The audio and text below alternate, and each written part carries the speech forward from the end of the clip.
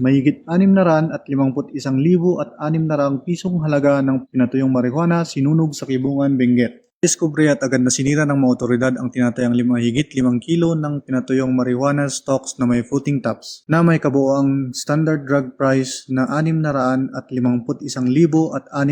piso sa isang marijuana eradication operation sa Sitio Tableo, Barangay Bado, Kibungan, Benguet noong Hunyo 1 taong kasalukuyan. Nagawa ang operasyon mula alas 6 ng umaga hanggang alauna ng hapon sa pangunguna ng Kibungan Municipal Police Station. Katuwang ang iba't ibang unit ng kapulisan at mga ahensyang nagpapatupad ng batas laban sa iligal na droga. Ang operasyon ay sinagawa sa bisa ng PDEA Certificate of Coordination bilang bahagi ng kumpanyang Oplan Ultimate Grass Cutter ng Benguet Police Provincial Office sa iligal na pagtatanim at pagproseso ng marijuana. Ayon sa ulat, natagpuan ang pinatuyong marijuana sa loob ng isang communal forest sa naturang lugar.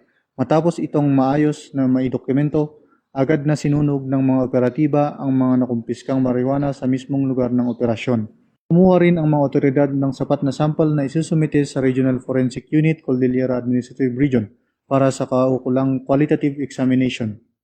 Patuloy naman ang pinaigting na kampanya ng mga otoridad laban sa iligal na droga upang mapanatili ang kapayapaan at kaligtasan sa mga komunidad sa lalawigan ng Benguet.